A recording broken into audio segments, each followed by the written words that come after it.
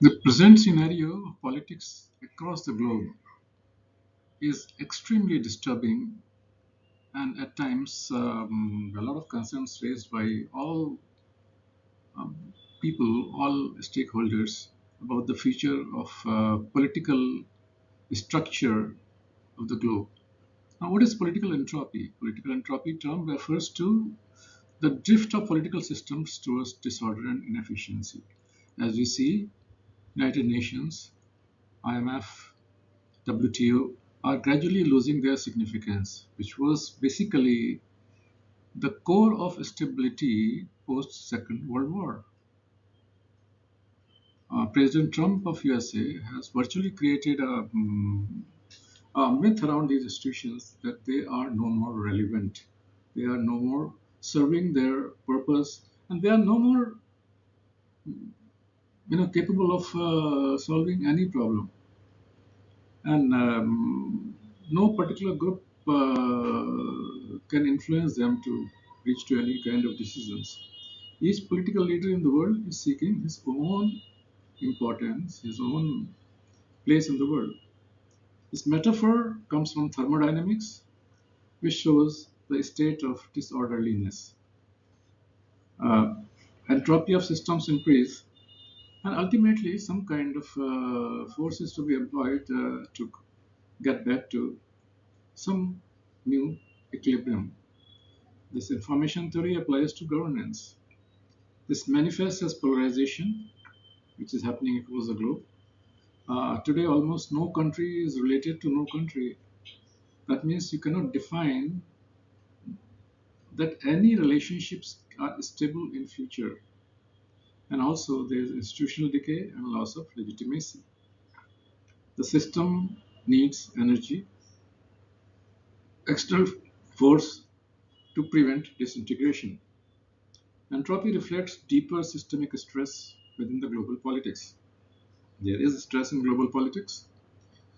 No relationships are there to stay. Um, there is redefining of relationship on door-to-door basis. The countries are reacting like those gully children playing their local game. Uh, Geopolitical rivalry between India, China, Russia is weakening the post-Cold War order. China wants to dominate. They are very futuristic. US, on the other hand, is trying to live with its history and historical supremacy, and is trying to show it through imposition of tariffs or other policies of export import, and as well as the war related peace and war policies. There is erosion of trust due to inequality, demographic shifts, and technical disruption. There is increased global protest and civil conflicts. Supply chain are facing um, distress, this climate distress, and there are pandemic legacies also operating across the globe. Information disorder uh, has increased because of increased impact of social media. Social media is having its own impact on almost all aspects of the world today. What are the manifestations around the world? There's rise of populism and decline of traditional parties. Uh, each country, some kind of ethnicity is increasing. Ethnic wars are common in almost all democratic and as well as other systems. There is a surge in state-based armed conflicts and proxy wars. There is geoeconomic confrontation via sanctions and trade wars, which is happening today. There, in fact, trade war has become a tool of um, making and breaking the relationships. The institutional gridlocks in governance paralysis across the board, and there are regional power vacuums and fragmentation of leadership. Leadership is getting fragmented. Old friends are new enemies. Old enemies are new friends. That's how the current politics is being defined.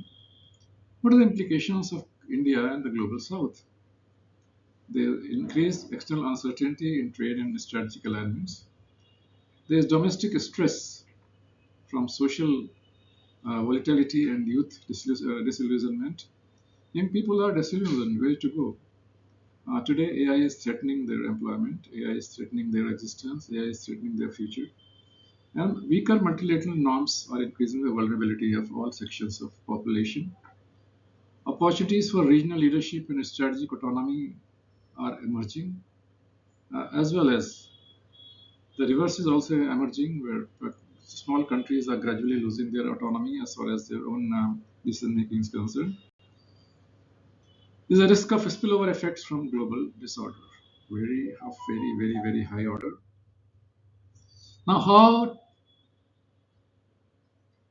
you can do and what you can do to mitigate political entropy?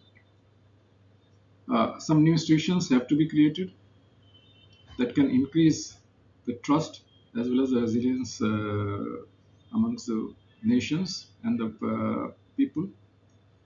Fostering inclusive and participatory politics, adapting to geopolitical shifts through diversified alliances, better alliances. Now, by emergence of BRICS, maybe China, Russia, India access in future, maybe a global South politics separately, uh, can combat the influences that have been enforced on the world by US and Europe and other countries.